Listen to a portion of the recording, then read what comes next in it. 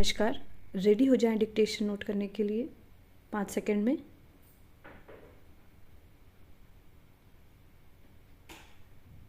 Start. कुछ समय पहले पास के इलाके में एक तेज रफ्तार वाहन ने सड़क से गुजरते सांड को टक्कर मार दी। बुरी तरह घायल सांड की सींग एक तरफ लटक गया था और वह किसी तरह वहां से भाग जाने की कोशिश कर रहा था। कोई भी यह दृश्य देखता तो उसे दुख होता और टक्कर मारने वाली कार के चालक पर गुस्सा आता। किसी को भी यह समझना जरूरी नहीं लगता कि ये भी मनुष्यों की तरह ही एक जीव हैं और इन्हें भी जीने का हक है। उस दिन कड़कड़ाती ठंड जरूर थी, मगर दृश्यता इतनी भी कम नहीं थी कि 30-40 फुट की दूरी पर इतना बड़ा जानवर दिखाई न दे। सड़क मार्ग से यात्रा करते हुए, खास तौर पर उच्च मार्गों पर हर कुछ दूरी पर कुत्ते या अन्य कोई छोटे पशु गाड़ियों से टकराकर मरे दिखाई दे जाते हैं। इनमें कुछ पालतू भी होते हैं, मगर ज़्यादातर ऐसे लावारिस जानवर होते हैं जिन पर कोई मालिकाना हक नहीं जताता। ये जानवर क्यों आ जाते हैं सड़कों पर, यह देखने की बात है। कुत्ता तो बस्तियों के बीच में रहने वाला जानवर है, लेकिन कई ऐसे जानवर हैं जो इसी तरह की दुर्घटनाओं में दम तोड़ते हैं। यह जग जाहिर है कि हमने उनकी कुदरती जगहों यानी जंगलों को हथिया लिया है, उन्हें नष्ट करते जा रहे हैं। शहर फैलते और जंगल सिकुड़ते जा रहे हैं। ऐसे में ये जीव कहाँ जाएं? गली मोहल्लों में घूमते कुत्ते तो कई बार लोगों को आँखों देखे नहीं सुहाते। ऐसे 7-8 कुत्तों को देखा जाए तो उनमें से 1 या 2 की आगे या पीछे की एक टांग टूटी मिलेगी, जो पत्थर या किसी भारी वस्तु से मारकर तोड़ी गई होती है। एक घोड़े के एक आगे की ओर और एक पीछे का पैर एक साथ इतनी छोटी रस्सी से बांध दिया गया था कि वे उसे तेज चलने में भी उसे परेशानी हो रही थी। कई बार खुला घूमते सांडों को पकड़कर उसकी आंख पर पट्टी बांध देते हैं। ऐसे में वह और भी जोखिम में आ जाता है। एक परिचित ने अंधविश्वास की वजह से तोते के 2 बच्चों के पंख काटकर छोटे बच्चों को एक पिंजरे में रख लिया। वजह यह थी कि उन्हें किसी ने कह दिया था कि अगर किसी आदमी को वश में करना है तो पहले किसी पक्षी को वश में करो।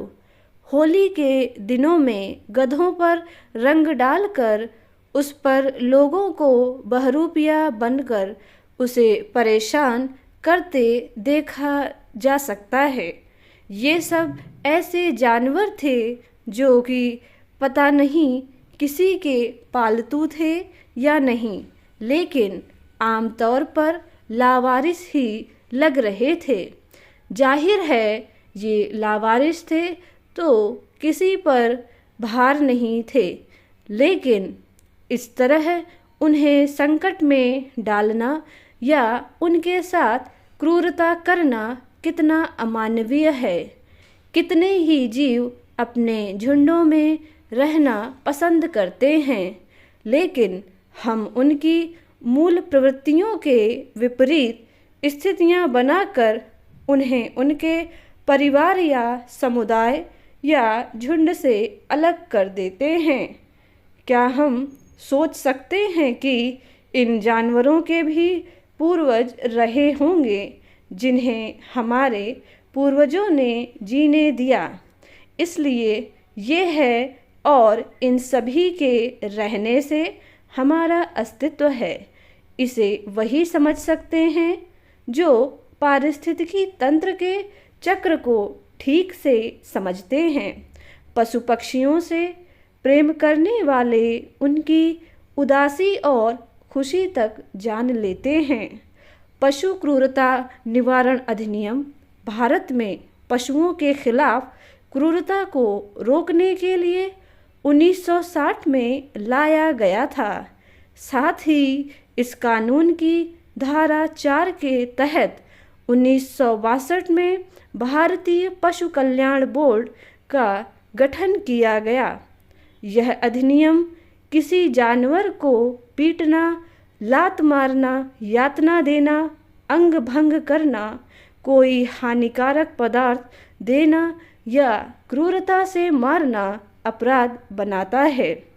इस अधिनियम का उद्देश्य पशुओं को अनावश्यक सजा या जानवरों के उत्पीड़न की प्रवृत्ति को रोकना है, लेकिन प्रशासन की व्यस्तता या अनदेखी के चलते कितने ही पशु पक्षी हमारी क्रूरता के बेवजह शिकार बनते हैं।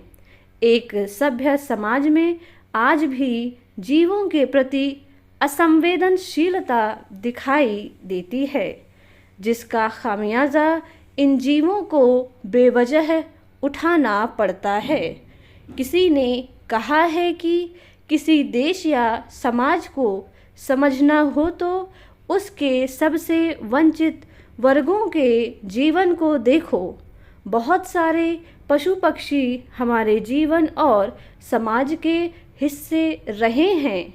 जीवों के प्रति व्यवहार हमारी परवरिश की एक बानगी होता है कि हम उनके साथ कैसा व्यवहार करते हैं। नगरीय विकास के चलते आज फुटपाथ पक्के हैं, नालियां पाट दी गई हैं। पानी की खेलियां जो गांव में पशुओं के पानी पीने के लिए होती थीं, अब अस्वच्छता की चिंताओं के चलते कहीं नहीं मिलती। अब तो ये जानवर भरी गर्मियों में छाया के लिए भी भटकते दिखाई देते हैं।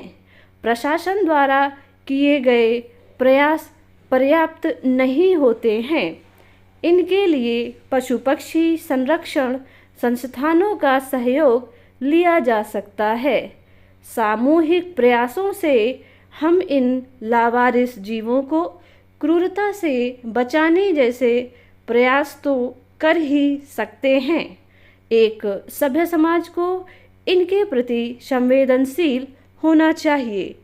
उनके साथ हमारे द्वारा बेवजह क्रूरता तो ना हो पाए।